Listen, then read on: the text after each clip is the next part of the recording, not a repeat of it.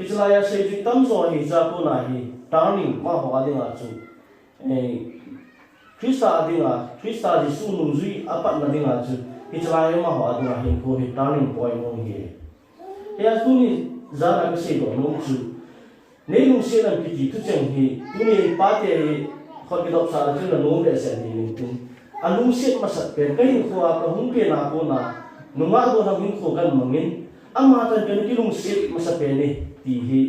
lung se masat hi ki nei su ke ti ka ta sa anei lo om pha la chun la a ti ta ke alung se masat to ki chen ti hi pula pate mi ham pha mi bang pha hi ti ne se wi e chen tu ne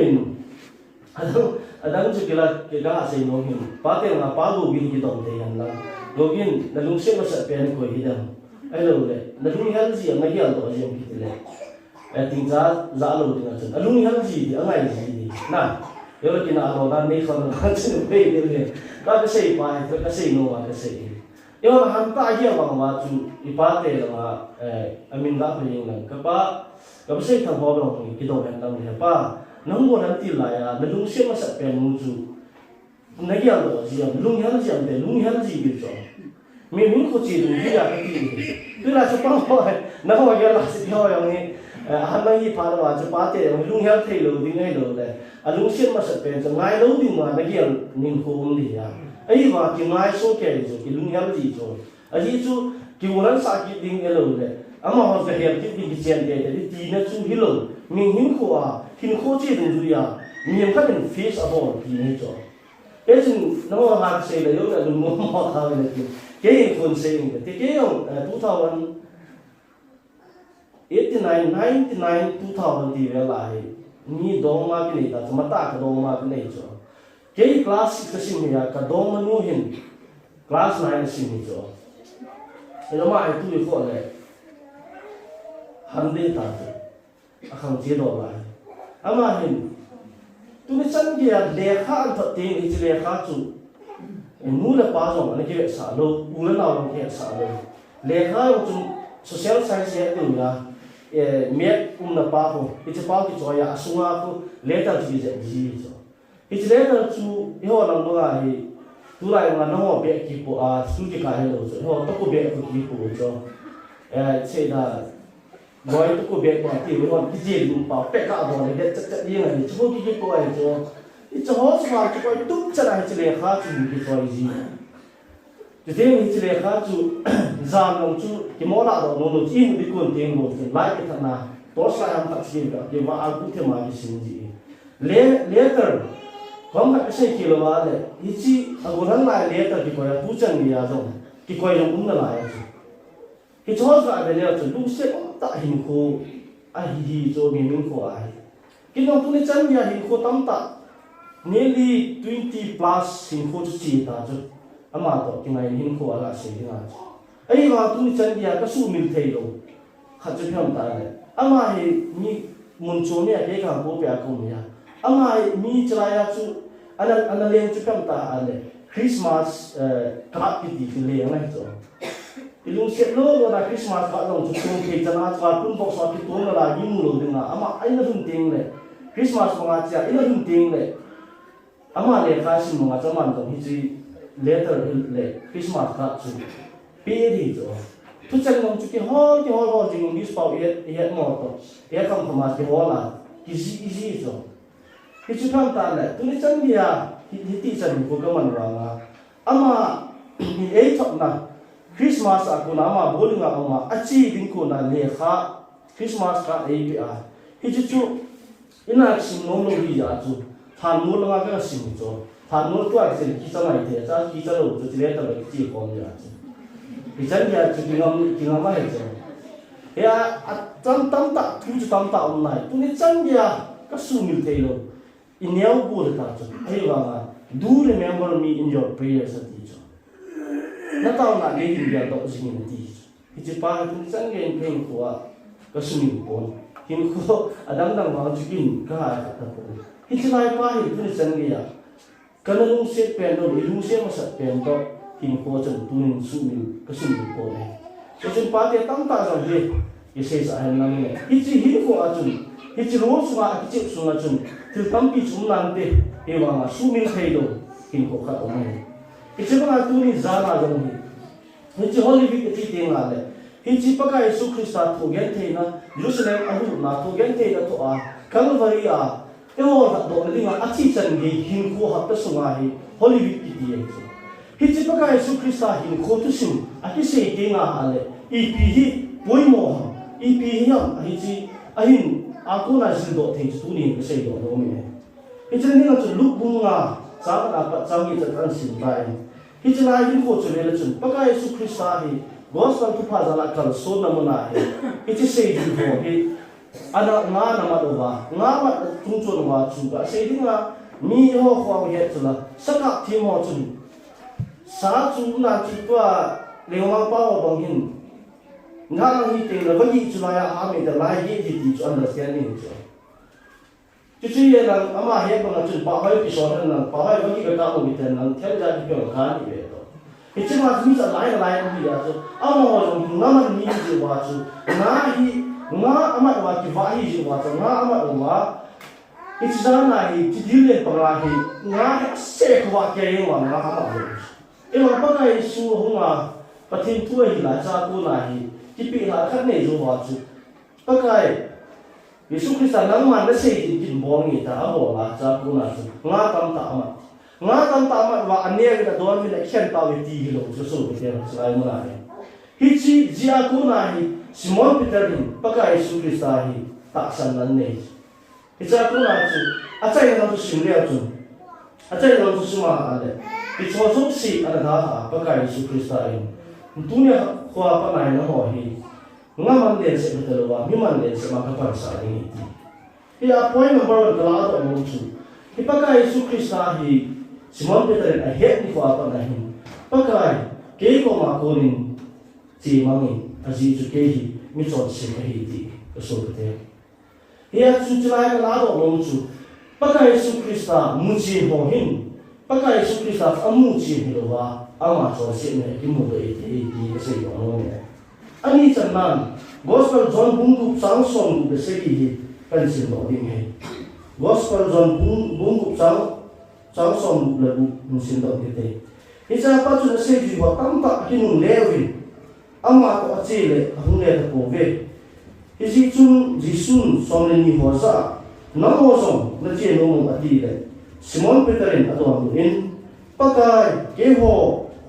กุยเฮงก็จีบุญหำตัวสอินเกมลงทูนั่งอาบุกิจูประเทศทูสิบวันประเทศพัทยาบุกิมันนะ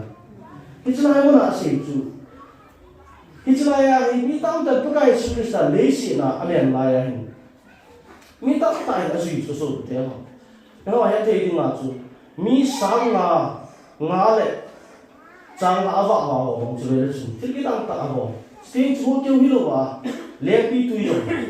อาเบงว่าอามันตั้งแต่สิ่งสักที่ที่ชัวร์จะมีตั้งปีนปะไก่สุคริสต์ฮีที่บอลเฮียที่อาจุอันนั้นจุดตั้งแต่อาไม่ที่พักกันจูว่าฮีอามาไว้ลุงทันได้ท่าจูอันนั้นได้จูลุงว่ามีตั้งปีนปะไก่สุคริสต์ฮีอันนั้นสุนัขจีท่าจูที่นั่นอาศัยที่ซิมอนปีเตอร์encounter ที่บอลนะปะไก่สุคริสต์ฮีอามานี่หิมก็จุงใจเลยนะอะไรอันนี้จะน่าจูมีตั้งแต่ดังตรงเลยปะไก่เกี่ยวกับอีจันนี่เห็นแต่หาสันตุลินตรงเลยนั่งมามันก็สุดดิ่งที่ที่อามา promise เอาไว้อะไรอัตุนจันน่าจูแมทธิวบุ้งส่งลูกจังแมทธิวบุ้งส่งลูกจังส่งลูกจินซิมินเตจุนซิมอนปีเตอร์อดอนวันนี้นั่งมาปะเทียนหินจับปาคริสต์จุนฮีอดีปะเทียนผู้สมบูรณ์ปะเทียนปะเทโกปีเตอร์นะตุนินซิมอนปีเตอร์ three times ทุ่มเวทอามาเห็นนี่ face to face อิจว่าเสกงาอามานี่ face to face ตาสมัยละที่มุตัวคำเจ้าอดีนาเกี่ยวกันนะอิจว่าคุณนายปฏิเห็นซิมอนเปเตอร์อีที่อามูอัที่อะไรอามาสเปนอาสุปฏิอามูอามาส่งเสียงที่มุยอามานาที่เป็นตาอะไรมีดังชีมังส่งเลยยันที่อาศัยตั้งปีนนังมาก็สุยดีนี่ทีอามานาสุปฏินังมาหิ้งจิปฏินะหิทีอะไรช่วยเสียงว่าส่งเสียงซิมอนปีเตอร์ปะกายสุคริสต์ face to face อามานี่ encounter อันนี้นะมันจุงใจอาจารย์ละไงด่าเสกเด็กกระทรวงเถอะอาจารย์ละไงที่หัวลูกว่า ama ni kam changa ni ba gala attraction ti chu gala ko na ma ni ki vet to na ai wa ki ho na nei man chu chu ni la ni tam ta paka Yesu Krista lo se pe na ma na Israel an se chu paka Yesu Krista nei se da tu ve nei se da de ke thang mai atina a ga na jinga la ta paka Yesu Krista ma zo no wa ai ama ai mila ato hiti ato namuna hi numi sapang hatin ama zo hi pakai Yesu Krista no Jesus ati cha chama se hoi ya ka hi no ma se ha phanai sai ke ama ko yam dai poi ti so ti icha tu na si ma ha le ama luk bung ma so ma chu pai ta na ha le Israel no na hi mina ti mu tu to a ki ho lo o zo no ma ni ki mu to hi ti chu kyo ga nai ti ju ye ne ya chu Matthew bung som ni lu chang Matthew bung som ni lu chang som su i la ma sin sin ke te ki chu a khon ma sama thum ve ni se da ni hi ta ji sum tu se chu te dare ne ya ben chin pa ma po den ta si ta in ha ka na ka ta ni i pi nga ama ni hi ai khu bul la nga hi encounter face to face encounter ya achai na nga hi Hasita ahi si Simon Peter hi umte hintam ti. Ala tuni mai tan gyal tin. Ala tuni leisi hin ko Christianity hi nearly 2000 years plus ta. Kum sangi va Christian hin ko hita sa. Nang na kay tayo ba. Pula pa nula pa khangui tam ta na siya Christianity in zui hi. Ala tuni mutia pate khwete do mo do se Christian hi ipiham. Christian ni na ipiham puni zan yelin. Ala konda bai khatul nang Christian nahi. Christian chipi ki sei nam. Titen nang itina don dam. Ano na ta san nahi tunin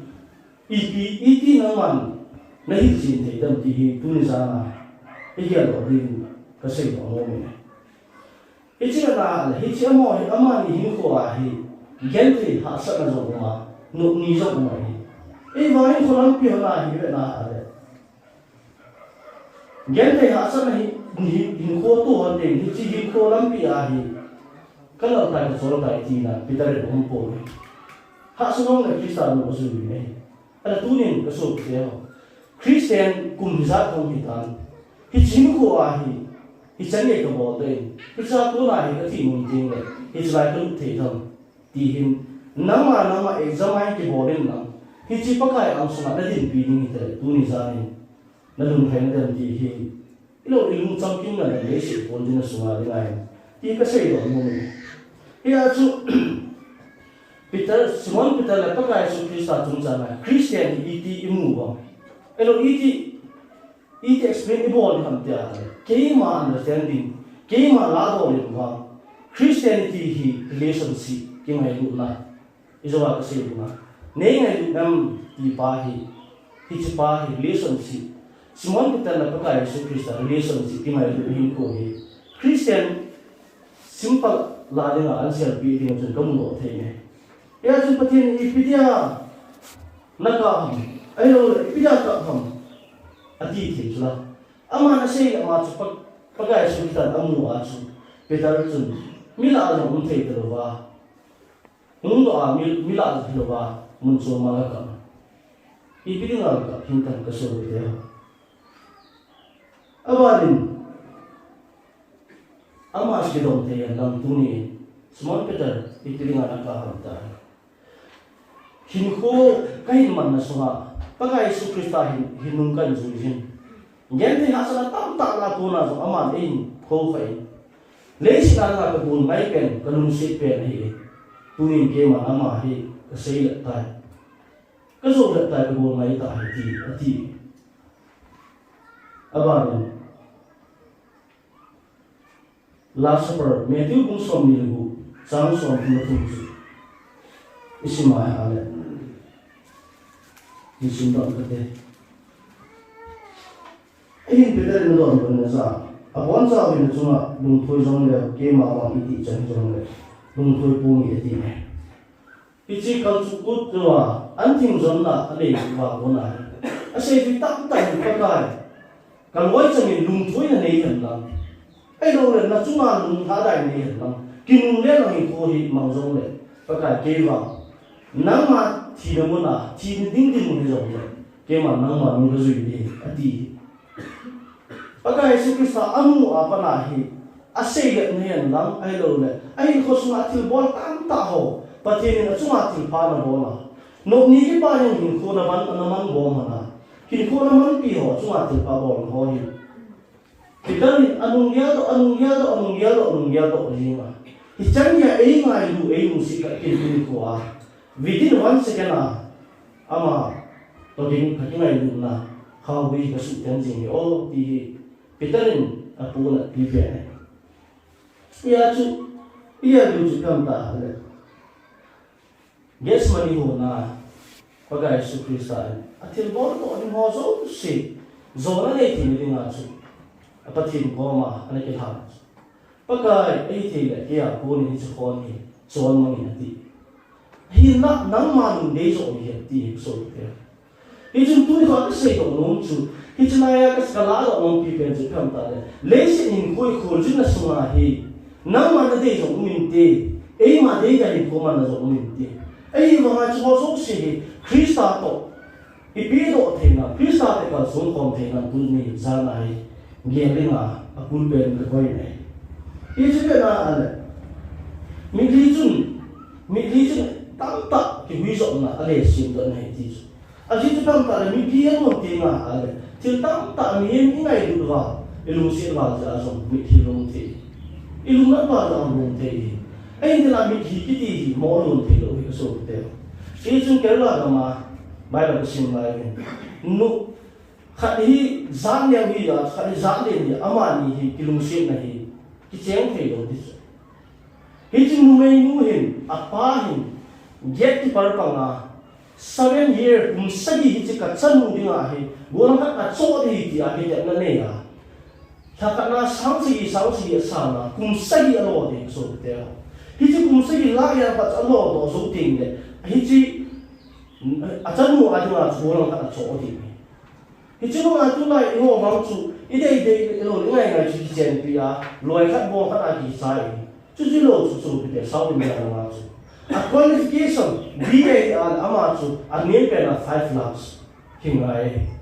Trong lai mi tam tan an holding chu a ziding to 6.2 lo 5.2 be heading. Lekha si de tim la ai lo de tim ri la ma MTS be MD be chai ding ai lo le khala ma class 1 be chai ding hi chu wo chu au ma le contact number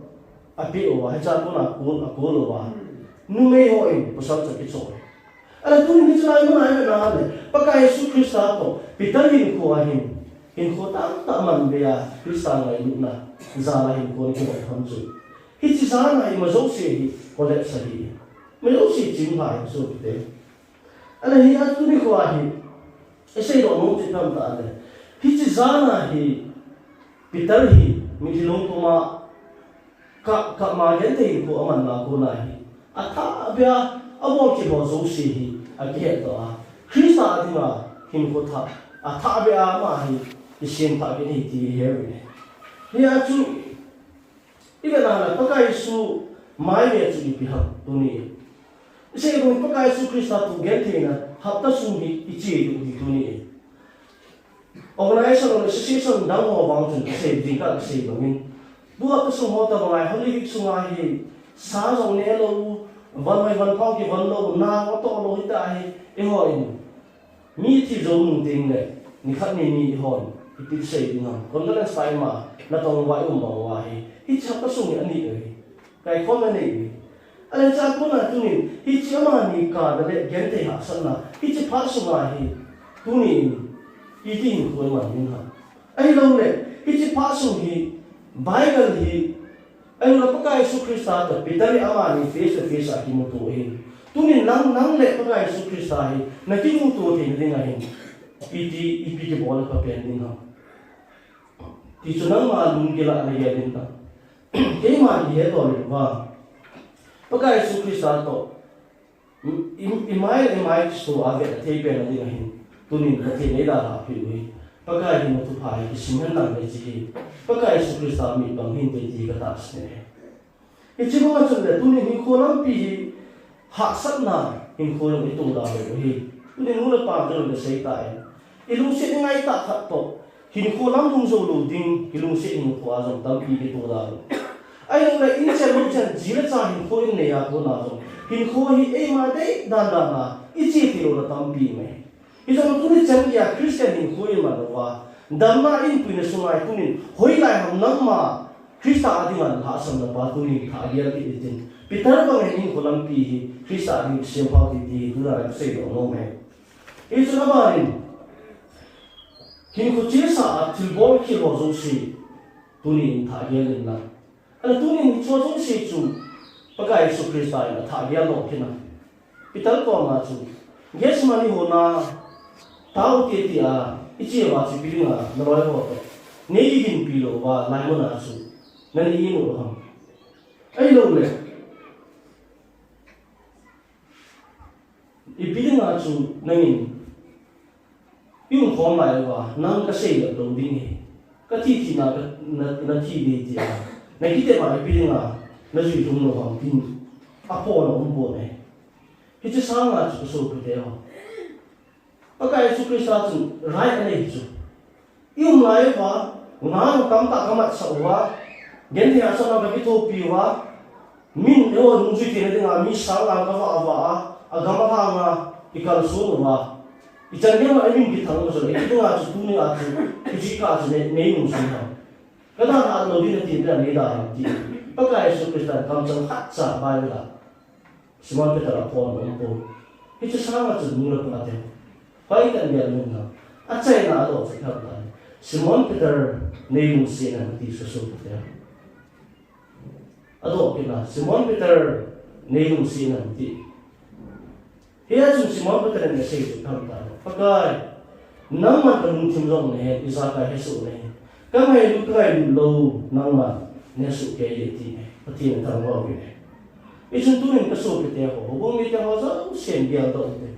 election in ko ko jin na zo ka sei ta ingai ta ai lu sit ta kha to him ko in man na bo tu ni chan ne su lo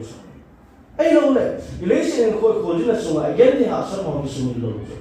ai vào ngày cho dấu sĩ hình sung milk thì tin ai lâu cho dấu sĩ ibon kia ichon kia tam ta hi bắt thi nên tu ni khoa hi i hạ sơn iboi này lâu ama luôn đấy lâu hình khoa chọn họ tu ni asim point tu ni khoa sẽ chu i thì phải rồi bắt thi na đi ngày cái bia ama năng ai là nung sinh na ama ấy sản được thì tu ni ra sẽ có nó này isu tu min pakai ka lungsi ne pakai ka ngai lu e ti thei bo mu suai mi za ki mun na ai lo mi za ni tu ni za na pakai nang lo ka lungsi ne nang bo ita bang gen te ha sa ne jong le zui ta ni ita bang din nu jong le ha sa nam mu ni jong le sei la lo din zui ta ni ti thei za nong ni la i chu tu na ai dan ge tha ge ke te a Christian in ko Christianity kum sang ni wa in ko e tai it's in ju na wa it's a part of Christian ka hi ta wa tu ni ko a hi I pi him ham helo I pi ham jika ka se ko na chu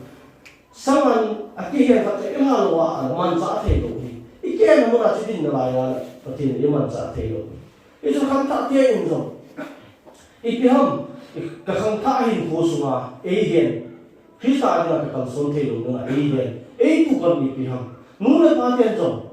I pi ham Krista adi ka vai kon the lo na e tu tang I pi ham kham ta te I ge lo wa e tu tang the ho jo si tu ni kwa en su no wa a tha ga Krista a I ke pe lo wa pam san de I pe pi na lo pi ta pa ka Yesu Krista Jerusalem alu ba ngai I lung tim sun wa pa ka Yesu Krista lim the ding le pa ka ki nam na lung si e the ding ne ha ta tin tu pa chong cha I ko lim na se ke ma ki ngai da mo tin se ka chong ka chang ni dong le ta tin pa the bu ki ta ke pe ta tin ni a ta ne ni de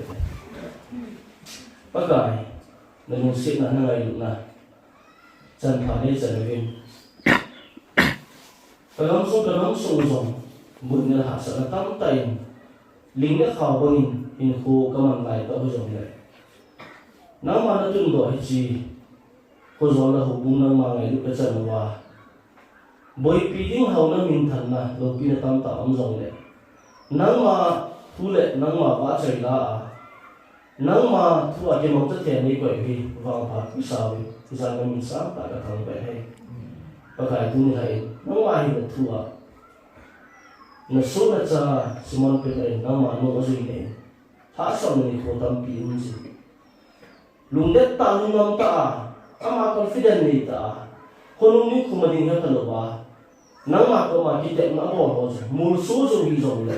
abo hi ho nang ma ne he pe na lai da ne min ta thang pe tu ni ke ho zo pa kai ni pe ba wa ka ha sam na ka hin da na na di nga na lu tu na tam ta zo le pa kai tu ni za ni nang ma na cha Simon Peter na ngai tu ma ne ngai am bi ka hu ta vi ne ka ma lam hin ko wa thil dang ta ngai thei lung si thei le se ni ko zo le pa kai Simon Peter ko na nang ma ka lung si jing nang ma ka ngai lu jing din ki thei ding ko bung ni te lung tim so ma nang ma e nei ho di bi di na tu ke sei ho he pa kai au in ti ta zo le ka lung tim so ma mo chi ba nang ma nei tu bi wa a khan le na ni khat te nang ma au so ma thêm chân le lo pi na ka chan thei ni di tu ke sei do nang ma e a thei ni bu pi ta tin pa kai Yesu Christ ta na ka ta he